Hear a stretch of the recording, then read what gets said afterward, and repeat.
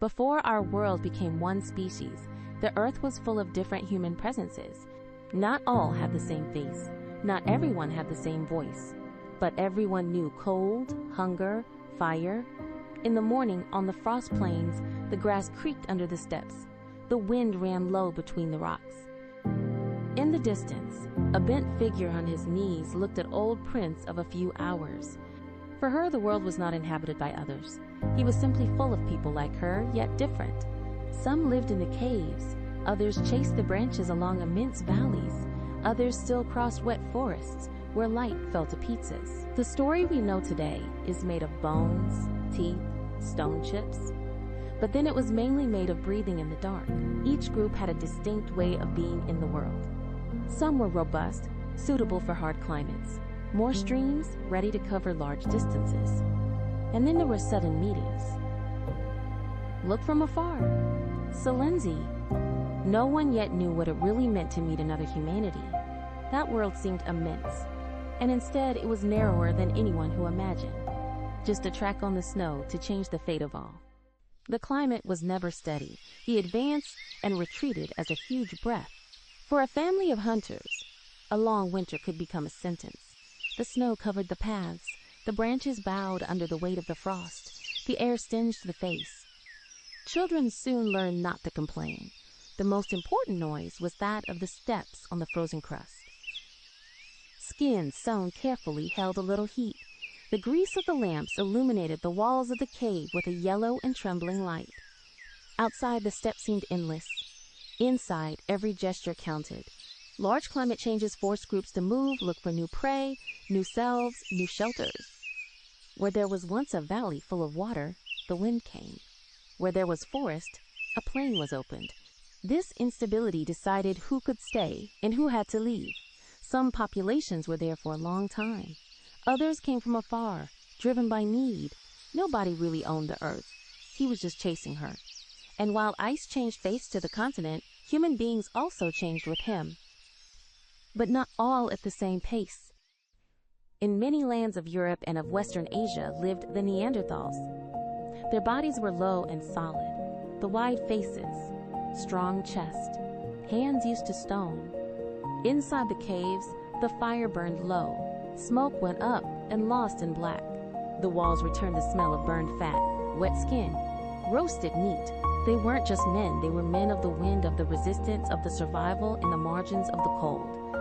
They came out with heavy spears. They followed reindeer, horses, sometimes large wounded herbivores. Hunting wasn't a heroic gesture. It was work, attention, fear. A young man observed the ground with the lower chin, reading almost invisible signs. An old man, with his fingers ruined by the cold, cut a sketch. Each group had their own habits. Every valley, its own words. Yet, through fire and migration, their world was not closed. A meeting could take place behind a hill, or along a river, or at a place where stones and silences were left. No one could yet know that that ancient force would become a trace in our blood. While some groups remained tied to the cold western regions, others moved further east. There were human populations that we know today only in fragments, through bones and ancient genes. One of these appearances is called the Denisoviana, by the name of the cave where their remains were recognized. But the modern name must not deceive. They didn't live in one place. They probably occupied vast territories, difficult to rebuild. The light in the high valleys came sharp. The water ran fast between white stones. The air smelled of moss and damp wood. The hands collected roots, fragments of fern, useful bones to work. In the Asian landscape, they moved more humanity together, although they rarely left easy traces to see. Some perhaps shared territories, others crossed without stopping. The world was not divided with net boundaries. It was a plot of overlapping territories, paths, and seasons. And this makes every archaeological finding valuable almost as a lost voice. Just a few teeth, a phalanx, a jaw fragment to rewrite a whole story. And in those fragments one sees another, almost invisible humanity, which also left its mark. In a deep cave, a child kept his hands close to the fire to steal some heat. Smoke made her tear her eyes. The fat burning had a sweet and heavy smell. His mother controlled the tip of a spear. Her father was cleaning a skin with patience. For them, life was made of repeated gestures, but every gesture depended on what happened beyond the cave. If the pack moved, it went away. If the snow fell early, the escape was anticipated. The child did not know words as species or evolution. He knew hunger. He knew the morning light when the wind was kind. He knew the silence when the adults heard something far away. One night, the group heard unfamiliar steps on the parish church. No one spoke. The fire trembled. Not always the meeting was a threat, but it was enough not to know who was coming to feel the body stiff. The child looked at the darkness beyond the entrance. There was someone out there, and that someone belonged to another human world, or perhaps to their own world in a different form. At dawn, the snow showed fresh footprints. A line of steps crossed the slope and disappeared among the dirt trees. A group was advancing with caution. Another observed it from above, hidden among the boulders. The wind smelled skin, smoke, and human sweat. No one knew whether to approach or backward.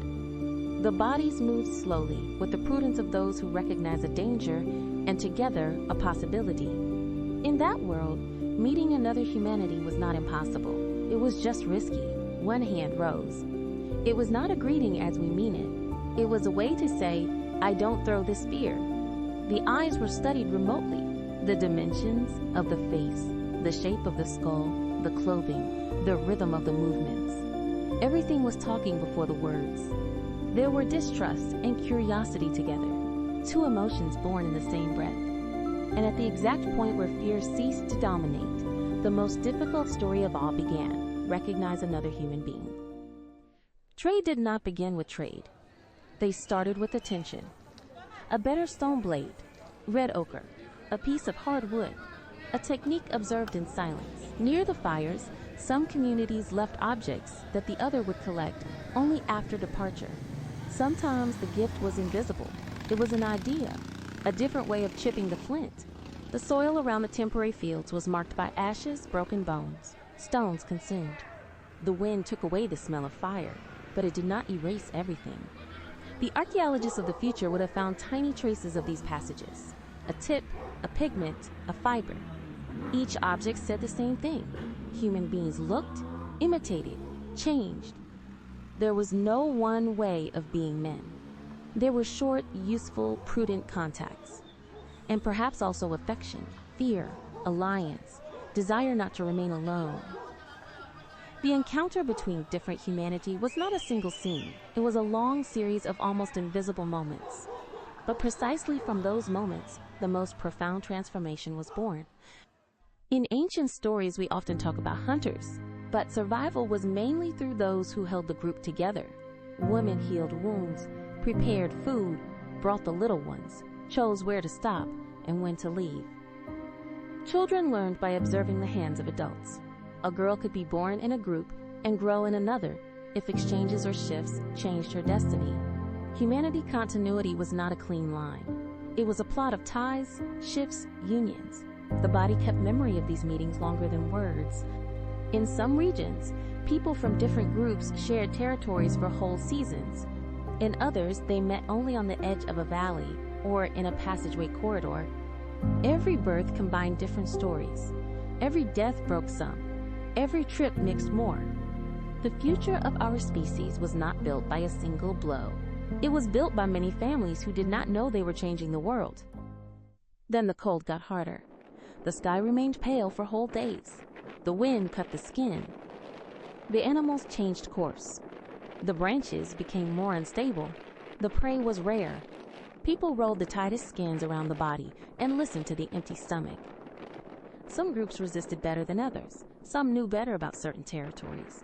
Others had wider contact networks. The difference in such hard times could be huge. A bad season didn't just kill the bodies. She was also breaking relationships. If a field didn't have enough food, it couldn't hold everyone. If a group moved too quickly, it lost memory of safe places. In that world, the resources were not abstract. They were blood in the calves, snow under their feet, fat in the lamps. Every small climate change weighed like a mountain, and while the landscape changed, some humanity adapted, others retreated, others were more rare. Human species do not disappear as a tree falls. There is no precise day when silence announces the end.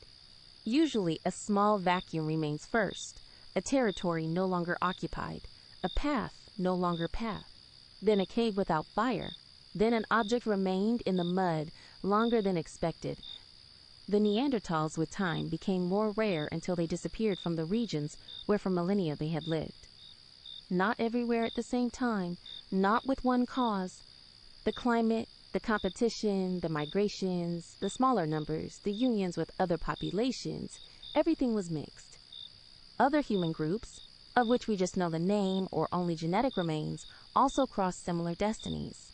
Earth didn't hold anyone forever. However, any loss left a trace, and that track was not only in abandoned tools or buried bones. He was in us too. For a long time, no one could have imagined it. Then science came to read what was not seen. In our DNA, the shadows of those ancient encounters appeared. A small part of Neanderthal still lives in many human beings today. Traces of Denisovani exist especially in some populations of Asia and Oceania. This wasn't a lab detail. It was proof that humanity was not separated as absolute islands. They really met, they really joined, they had children. Modern blood thus brought a memory more ancient than any story. Each cell became a small room in history, and inside that room was still the remote sound of another step in the snow. We weren't alone. We've never been. Our origin is more intertwined, more fragile, more human than we have long believed. In some caves, time seemed to have stopped. The dust covered the remains. The walls retained moisture. The stones were cold, even in summer. A fragment of bone, a tooth, a fern tool seemed like any objects. They were actually letters without alphabet. They told who passed, how much remained, with whom he lived, what he ate. An archaeologist of the present, leaning on a repertoire, might have felt the same hesitation as those who enter a dark room. Even for us, understanding those humanity requires patience. The layers of soil, pollen, bones, coal, cutting traces are studied. Faces and skeletons are compared. They're looking for hidden ties. Each cave is an archive. Each archive is incomplete. But from that incompleteness, something extraordinary emerges. Human history is not a pure replacement story. It is a story of meetings, mixes, disappearances, and survivals. The earth keeps better than us. Sometimes a skull emerges from the mud with almost cruel delicacy. It is broken, crushed, but still intact enough to allow a question.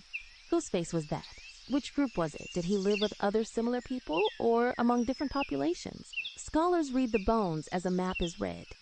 Every curve of the eyebrow, every sturdiness of the jaw, every sign of wear speaks of a concrete life. Not an abstract idea of prehistoric man, of a person. A person who suffered the cold, sought water, looked at the sky, perhaps afraid. This is the great revolution of modern paleoanthropology. Give singularity to those who had been reduced to category. And when the face emerges, our present also changes shape. While some humanity lost, others expanded. Homo sapiens did not appear as a winner already written. It was one of the other species, born in Africa, but capable of adapting and moving on great distances. The groups crossed deserts, coasts, valleys, steppes. They brought with them tools, fire, languages, memories. Wherever they arrived, they found already inhabited worlds. This makes every migration a history of tension, not of simple conquest. It was necessary to learn the territory, recognize the seasons, understand who was there. In some places it was fought. Others avoided each other. Others still shared resources and descent. The planet wasn't empty. He was crowded with different humanity. And our species had to learn to live in this complexity. Not always successfully, not always nice, but always with consequences. In some places, meetings became a habit. Not a perfect peace, not a continuous conflict, rather an unstable proximity. Seasonal fields moved, overlapped, flourished. There were those who stole, who chased, who looked from afar. There was also those who learned. In that subtle point between fear and curiosity, the human world was stirred. Not all unions were voluntary as we mean today. Not all stories were equal. The truth is more complex than a legend. But the result is clear.